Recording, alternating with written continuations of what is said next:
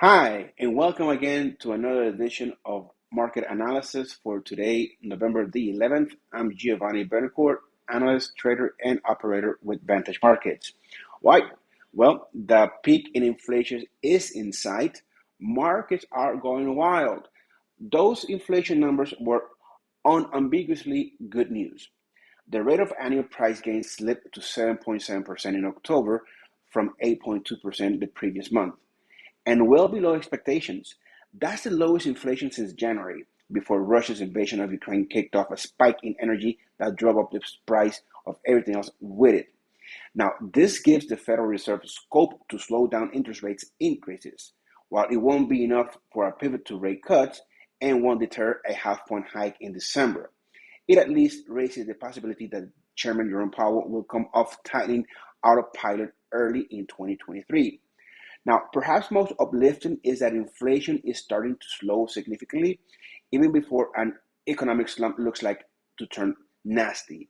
Now, kinks in supply chains have mostly been ironed out. Now, let's remember that when we came out of COVID, out of lockdowns, okay, the whole world came out, and at that given time, the logistics to move all of these containers was already in trouble.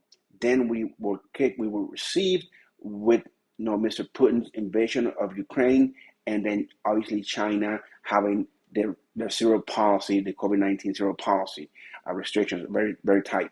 So all of that was the reason why inflation spiked so much demand.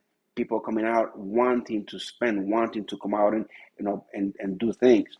So that whole scenario created a great demand and low supply. So therefore, inflation things got higher. Obviously, crude oil, the price of it went higher because of what Putin was doing. So this was obviously something that a lot of us perhaps didn't look at because we were being offsided with blindsided with what was happening in Ukraine. So that being said, while demand now is only slightly weaker, a soft landing might still be tough. But maybe rates won't need to go as high as previously thought. Now, adding to the exuberance was China's decision to relax some COVID-19 restrictions, a sign the global economy has a chance to run more smoothly.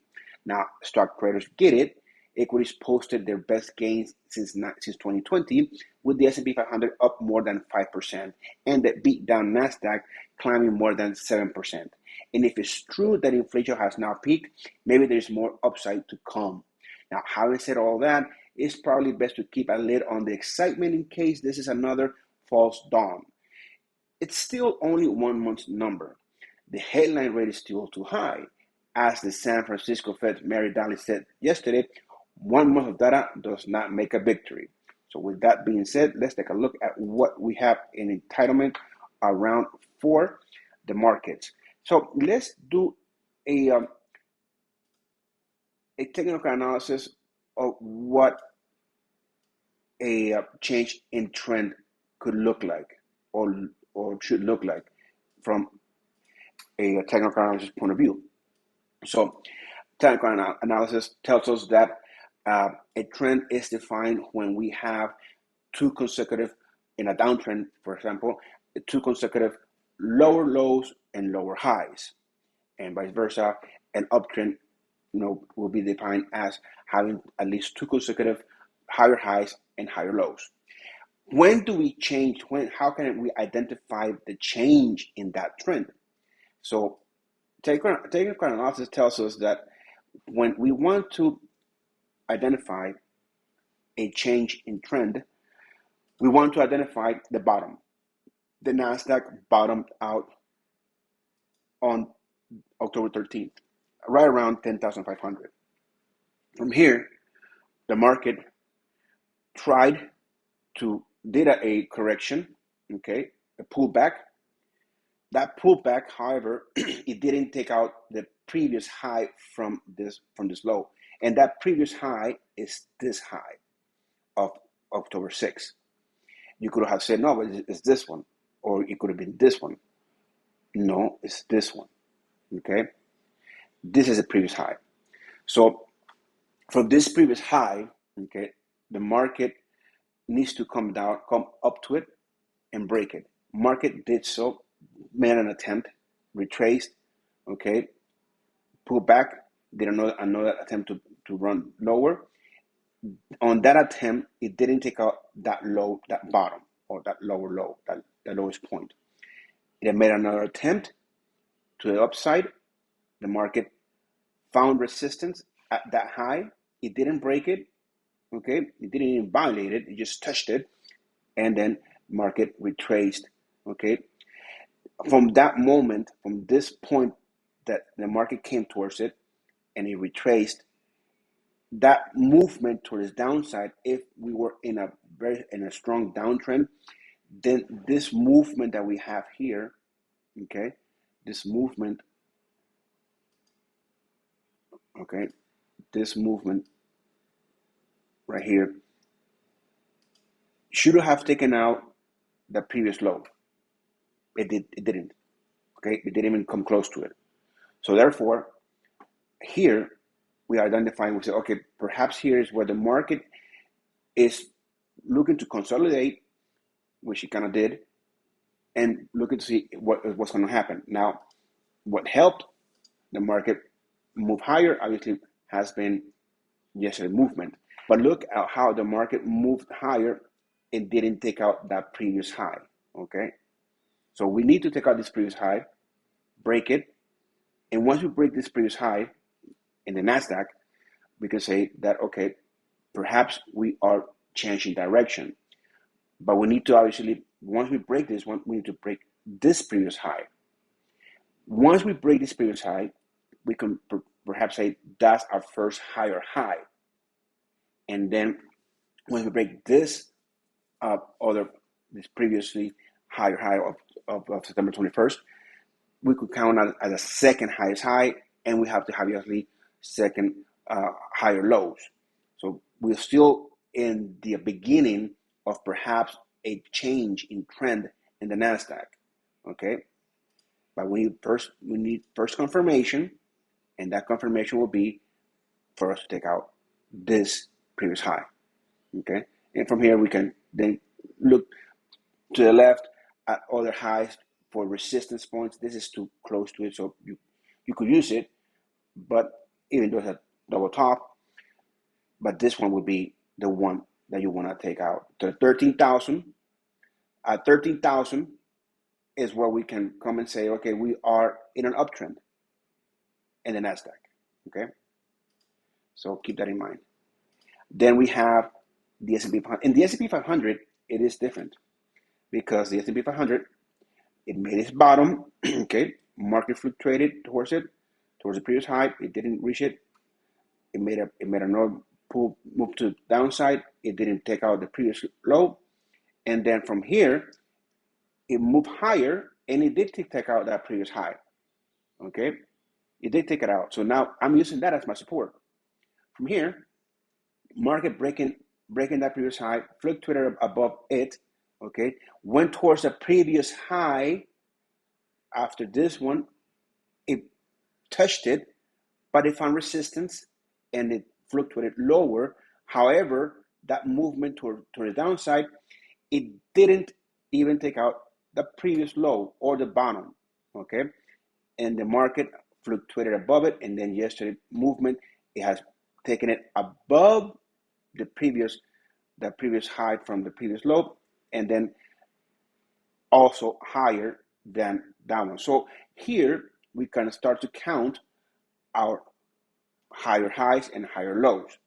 Okay, let's see where this candle finishes. At least we have our higher high. Okay, we don't start counting higher highs and higher lows from here previously because we haven't taken out this previous high. So now we could probably say, okay, cool. With the momentum that the market is having, we will reach 4,100. Now, I use 4,100 instead of my previous high because I created a poll in Lincoln where I was asking, due to the dollar strength, how is that affecting the S&P 500? And I said, I asked a question that if the dollar index came down and tested the 109 level of it that you could probably come see and rebounded from it, tested it. It means I rebounded from it, and you could probably see the S&P 500 come down to 3,500. But if it broke 109, then we could probably see the S&P 500 reach 4,100. So that's where I have my resistance right now. I'm looking for this to hit 4,100 and see if that resistance will hold, or will the market fluctuate above it, and where will we close today. That's going to be an important day, okay, today. So that's my scenario for the S&P 500 to close above 4,100. Then we have crude oil. Crude oil, I'm looking at crude oil to stay up around my pivot point, to do that same kind of fluctuation around it, stay around it. For it to come down to 84, obviously that's where I have my support. $92, $93 is where I have my resistance. But I'm actually thinking that crude oil is going to stay around the $88 mark. Then we have Nat Gas, the same token with Nat Gas. I'm looking for Nat Gas to stay above 550, below the 620, and do a consolidation, just stay in range. Then we have here gold. Gold is looking strong. Okay, I assume that it will stay at least above 1750. I have my support here at this previous high, but I'm looking at 1800 for gold. Then we have silver. Silver, same token. Silver is staying above $21, $21.50. That's the psychological support level right now, but I'm having 22.50 as my resistance. Then we have Mr. Bitcoin. Bitcoin. Let's see if NASDAQ will help Bitcoin stay around above 17,000. All right, so could we see Bitcoin fluctuate above 1850, 18,500? That could be a scenario. Now, if it breaks the support and comes out and tests this low and breaks 15,000, you could probably see Bitcoin coming down to 12,000 around that level. But I don't think that will happen unless something else, something more horrendous comes out of the market. Then we have the euro, which has finally stayed above parity. Okay, and I said what we'll see by the end of the week at the euro at 102, and we are at 103. I'm looking at 103.6, the previous high of August 10th, to be a resistance for right now. It could probably move higher. And let's see if the pound will reach 120. I'm looking for it to stay above 117, obviously. And because Mr. Dollar Index is dropping, it broke that 109. Okay, that's what we see that movement also on the S&P. Broke 107, 108, 107, and 106 will be our next support, psychological support. But I have my support at 105, 104, 500, which is the low of August 11th. Funny. Wouldn't that be funny if we come down towards it today and close it at that moment, today being the November 11th? So that will make it a 3-month rally for the dollar index, and then just to come down and plummet all the way down to 104, 500 today. Will that happen? I don't know. But stay tuned and find out. Well, have a nice, fantastic Friday weekend, and I'll see you on Monday.